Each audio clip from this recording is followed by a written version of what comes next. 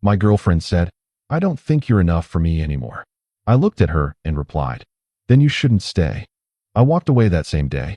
Months later, she realized what she lost but couldn't get it back. "I don't think you're enough for me anymore." She said it like she was canceling a subscription. Not screaming, not crying, just calm. Like she'd rehearsed it. Like she'd been waiting for the right Tuesday afternoon to finally say it out loud. I looked at her for a long moment. I didn't blink. I didn't argue. I didn't ask her what she meant or beg her to explain. I just said, "Then you shouldn't stay." And I meant every single word.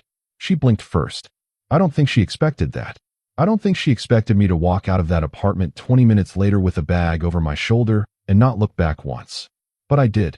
And what happened in the months after that? That's the part that changed me forever.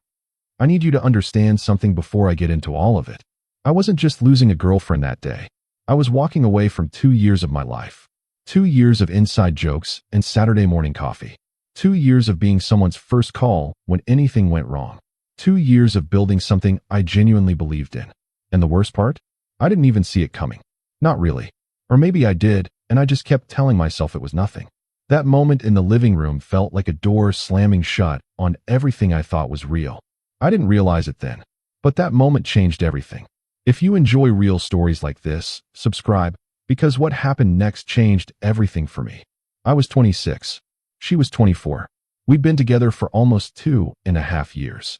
We lived in the same city, moved in together after year 1, and by most people's standards, we looked like a solid couple. Her name was Serafina. I met Serafina at a mutual friend's rooftop party in late October. She was standing near the railing, looking out at the skyline, holding a glass of red wine she hadn't touched in 20 minutes. I noticed that first. The wine. Most people at a party like that are drinking like it's a contest. She was just holding hers, like she had something else on her mind. I walked over. I don't even remember what I said first. Something dumb, probably. But she laughed. And that was it. We talked for 3 hours straight that night. Missed the dinner. Missed the toasts. Missed whatever was happening on the other side of that rooftop. It didn't matter. When something feels that natural, you don't question it. You just let it happen. The first year was everything you'd want it to be. She was smart. Funny in a dry, unexpected way. She had this ability to make you feel like you were the most interesting person in the room, even when you knew, objectively, that you weren't. She worked in brand strategy. I was in commercial real estate. Different worlds, but somehow it worked. We balanced each other out. Or at least I thought we did. We moved in together around month 14. Her idea, actually. She brought it up one Sunday morning while we were making breakfast. Casual. Easy. Like she'd already decided and was just informing me. I said yes before she even finished the sentence. But somewhere in that second year, something shifted. I couldn't name it at first. It was subtle. The way she'd be on her phone more when we were together. The way she'd give one-word answers to things she used to have full opinions about. The way she'd cancel plans and not really explain why. I noticed. I brought it up once, maybe twice. She said she was stressed from work. She said she needed space sometimes. I believed her. I gave her space. I told myself that relationships go through phases. That this was just one of them. I should have asked more questions. I didn't. Around month 20, a friend of mine, Marcellus, pulled me aside after a group dinner. He said, "You good, man?" I said, "Yeah, why?" He gave me this look. The kind of look a friend gives you when they know something they're not sure they should say. He just said, "She seems different." I brushed it off. Told him all couples have off seasons. He nodded. He didn't push. But that look stayed with me. I thought about it on the drive home. I sat with it for a few days. Then I buried it under excuses and kept going. I should have sat with it longer. The real shift happened about 6 weeks before the end. We'd planned a weekend trip. Nothing extravagant. Just a short drive upstate, a rented cabin, some time away from the noise of the city. She'd been excited about it when we booked it. Or she seemed excited. 3 days before we were supposed to leave, she told me she didn't want to go. Not that something came up. Not that she had a conflict. She just said she didn't feel like it. I asked if everything was okay. She said, "I just need a weekend to myself. Is that okay?" I said yes. I stayed in the apartment alone that weekend while she went to stay at her friend Ondine's place. I cleaned the apartment. I watched a lot of television I don't remember.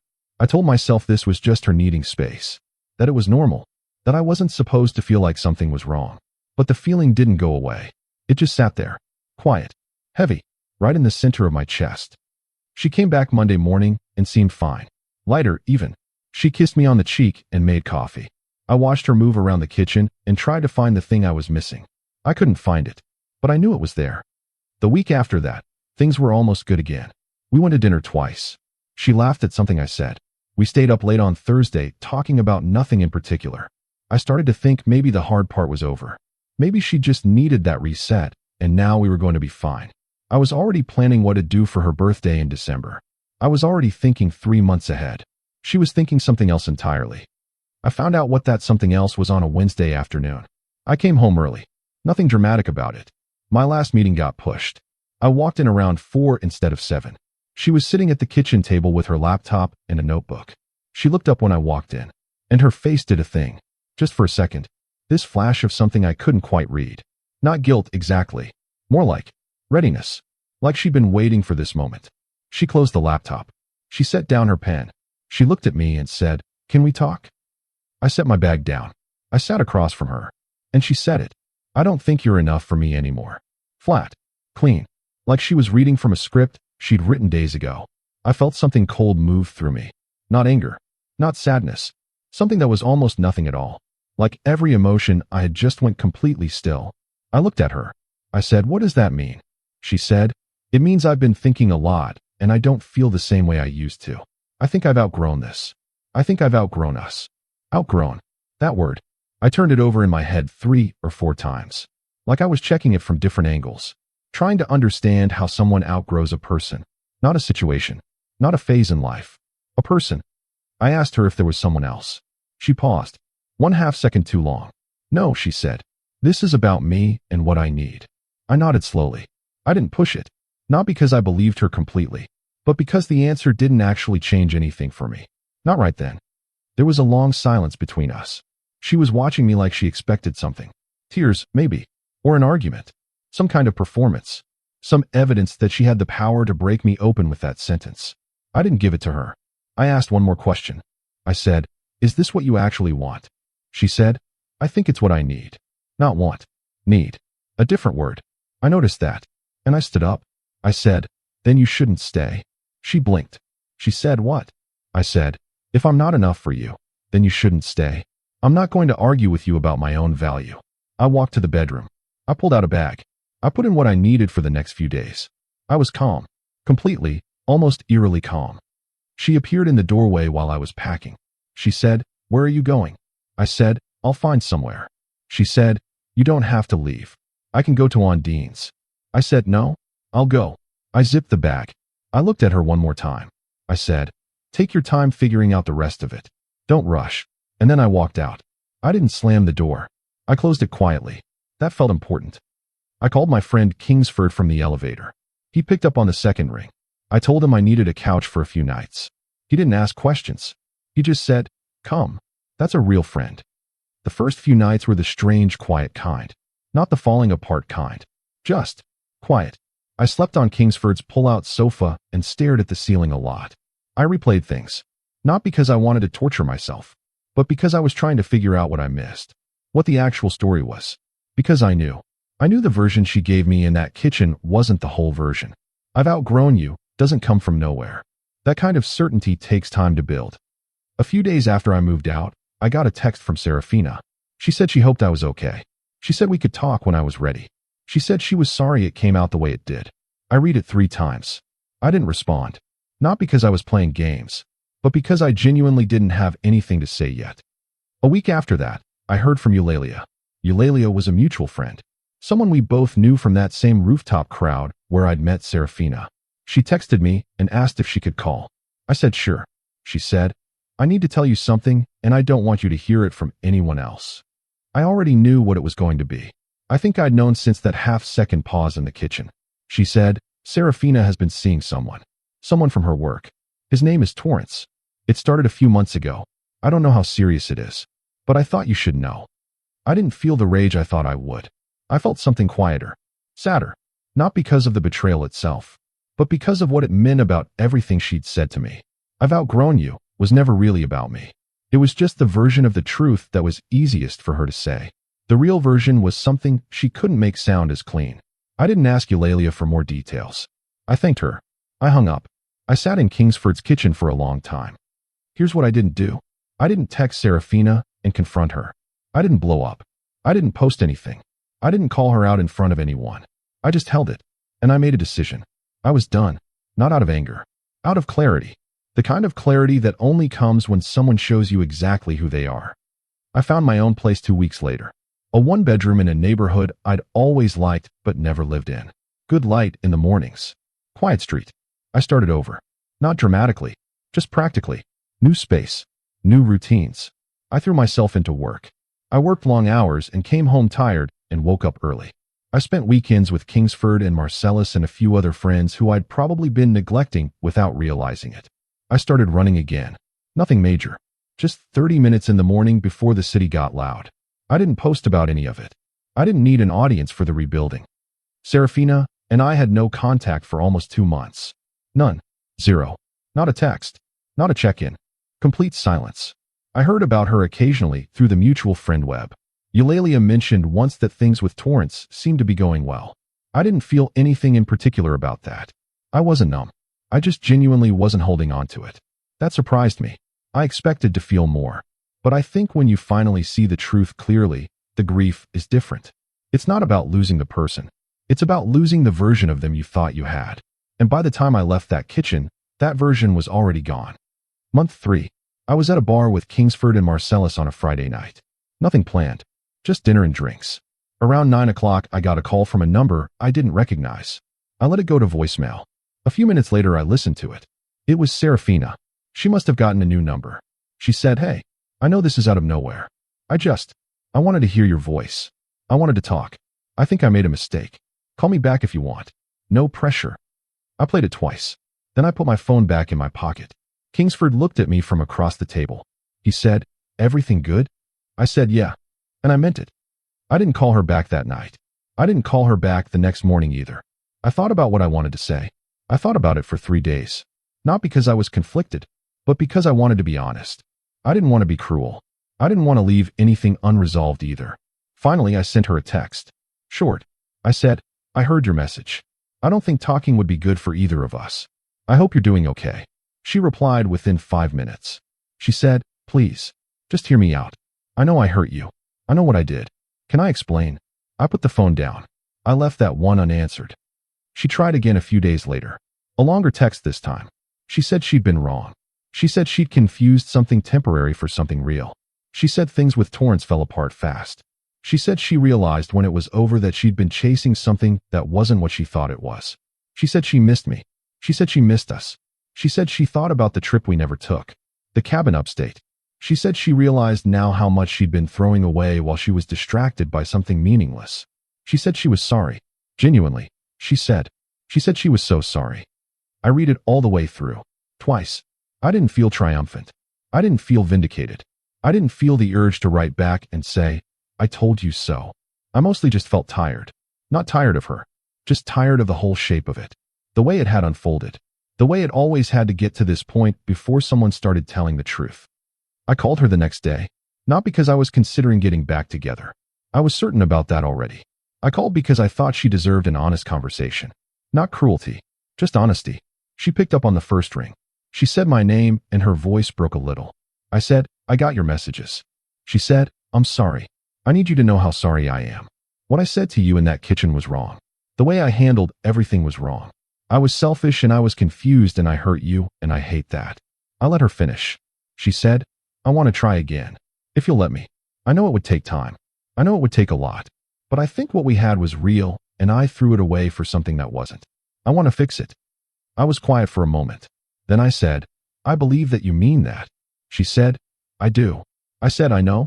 But here's the thing. When you told me I wasn't enough, I made a decision. Not out of anger. Not in the heat of the moment. I decided that I wasn't going to spend any part of my life trying to be enough for someone who had already made up their mind about me. That felt right. It still feels right." She said, "But I was wrong. I was wrong about all of it." I said, "I know. And I'm not punishing you for that. I don't want to punish you. But me walking away from that moment was one of the best decisions I've made. And going back to it would undo that. I don't want to undo that." Silence. Long. She said, "So that's it." I said, "That's it." She didn't argue. I think some part of her understood. She said, "I hope you know that you were more than enough. You were always more than enough. I just couldn't see it. I said, I know that now. And I did. That wasn't arrogance. That was just something I'd figured out on my own. During those runs in the morning, during the long, quiet evenings in my apartment with the good light, I knew my own worth without needing her to confirm it. That was new. We said goodbye. Not coldly. Not with bitterness. Just goodbye. And that was the last time I spoke to Serafina. Now I want to tell you the part one didn't understand until much later. The thing I had to sit with for a few months before it became clear. Because there's a version of this story where I just walk away and that's all. Clean break, clean ending, final scene. But the real thing I learned wasn't about her. It was about what I had been doing for the year before that kitchen conversation. I had been noticing things and choosing not to act on them. The phone, the one-word answers, the canceled plans, the weekend she suddenly didn't want to take. I noticed all of it. And instead of looking at it directly, I handed myself a series of comfortable explanations and kept moving. Work stress, normal relationship friction, off-season. I was building a pattern of choosing comfort over truth. And I think, if I'm being real, that pattern started long before Serafina. I don't come from a place where you sit across from someone and say, hey, something feels wrong. Can we talk about it?